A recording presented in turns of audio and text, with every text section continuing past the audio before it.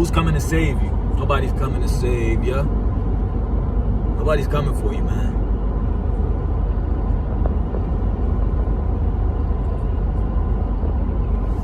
The day that you recognize that is going to be a pivotal moment for your life. What kind of world do you want to live in? How do you want to be on a day-to-day basis? How do you want to operate? And if it isn't it right now, find ways to implement what those things are slowly, even if it's 1 minute of that action that you want to take, because we live a life of habit. So if we live a life of habit, the very most important thing that you could do is, if you want to live a healthy lifestyle, let's say you're busy, you can't put in the time, great. Find 1 minute out of the day to do what you want to do, and I guarantee that if it's your purpose, you're going to find ways to do more of it if it's something you really want to do.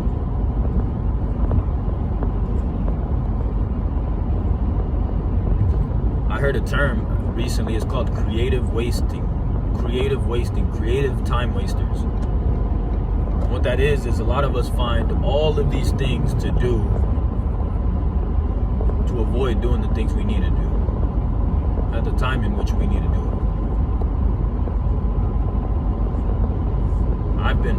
I've fallen into that trap, right? You know you got to get shit done, but all of a sudden you got to make sure, all of a sudden when you got to get something done, all these things come up that you need to do. It has nothing to do with your vision, your goals, your purpose.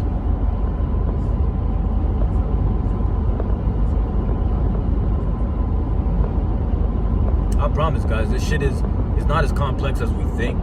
One thing that I'll say me, the main thing that I'm working on right now is consistency. I gotta learn to be consistent.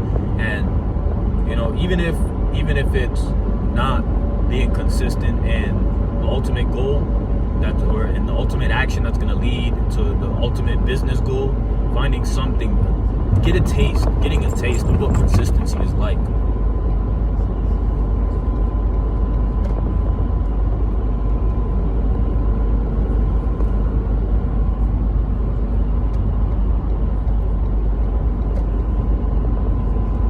Appreciate more of life, being consistently grateful. You know what it is to actually think inside your head, you're thinking, oh damn, I'm grateful. On default, when you're on idle, if you will, if you're just operating, driving, if you're walking and you think you're grateful for something, you know how powerful that is?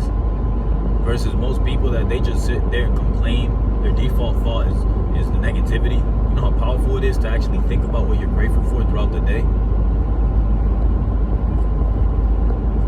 How much mental real estate do you own? What percent of your thoughts are actually yours? Think about it. Oh, I never thought about that. Well, shit. Think about that. Most of us are in what I call spiritual debt.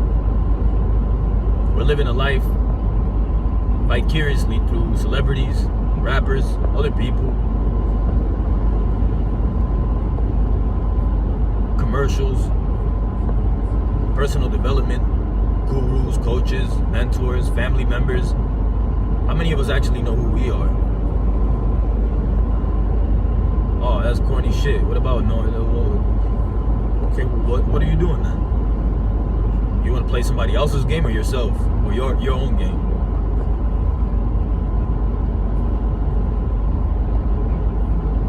Because there's enough demand for you to.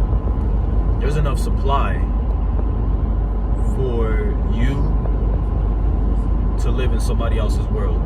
Meaning, there's enough people out there that could use you as an asset to build theirs. And it's happening at scale. I'm someone else's asset. And it sucks. But guess what? Nobody cares.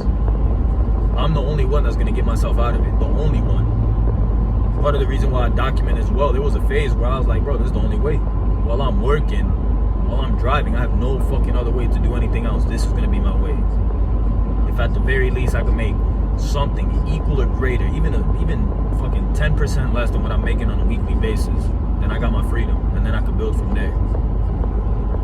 And I sat down in a truck for years, man. And I mean, not years, but miles. Let's just put it like that, miles. And in my head, I'm creatively thinking like, bro, what else could I do? How could I monetize these moments? And I started documenting.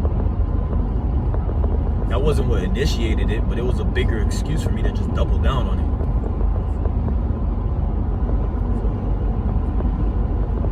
Because these hours, that's it, they're forgotten. And while I'm out here, bro, nobody gives a fuck. I remember driving hours and hours, bro, not getting a call from no one. Nobody's thinking about me. Nobody gives a fuck. And if they're thinking about me, it's usually I'm talking about that scale, bro.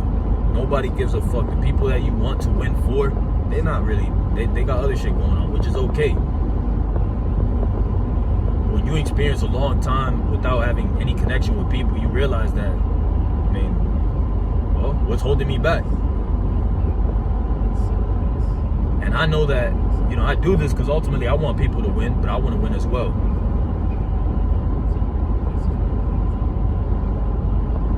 And as I sat down over the years, I'm like, damn, how could I make more out of this? Once I make my money, once I make my check, that week is gone. But what could I do to make something bigger than today, bigger than tomorrow, bigger than next week? So I just started recording. And I have all type of stuff, man. I have videos of me just living. I have songs that I've created. I rehearse. I do them, and sometimes it's good, sometimes it's not. But it doesn't matter, because when I die, nobody gives a fuck. They're gonna think about it maybe for a split second. The amount of people that do, who knows? But the next day, business as usual. So the main lesson I want you to get at is, okay, cool, I'm corny, it doesn't make sense, whatever. But what is holding you back? That's the main thing I want you to ask yourself. I want you to ask yourself this: what's holding me back? Say this to yourself: what is holding me back? What is holding me back?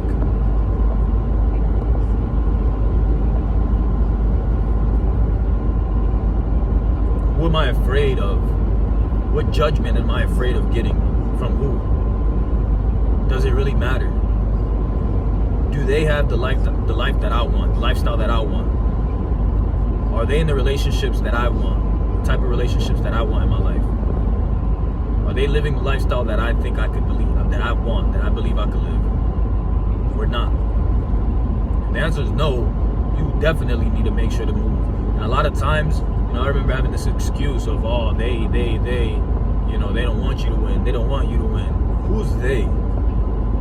Sometimes we self-sabotage ourselves. When we say they, we put a fictitious character to our own self-beliefs, our own self-doubts. We connect fictitious characters to our own self-doubt. Really, we need to put fictitious characters to our beliefs. We can utilize our mind for good or evil or bad. It's just like Tom Wheelwright, he said this. He said, taxes could either work for you or against you. And I thought about how powerful that was. It's like, yeah, if taxes could work for you or against you, I want my money. I want my money to work for me. I want my mind to work for me. That's really what I wanted to say. More than anything, and I used to ask myself this: how could I have my mind work for me? Just like taxes, there was a belief that I believed that taxes are meant to destroy you, XYZ, but that's not the case for everybody. There's people right now that actually are okay with taxes, the tax law, because it actually makes them money. But they have to know about that. They have to know what that law is. They have to have a team behind shit. It's bigger than just saying it, right? So again, just knowing that reality, I said, okay, if that's the reality, I brought that thought into personal development. I said, okay, so if taxes either work for you or against you, I used to ask myself, how could I have my mind work for me versus against me? And a lot of people, their mind, their thoughts are working against them. Their default thought is not conducive to growth.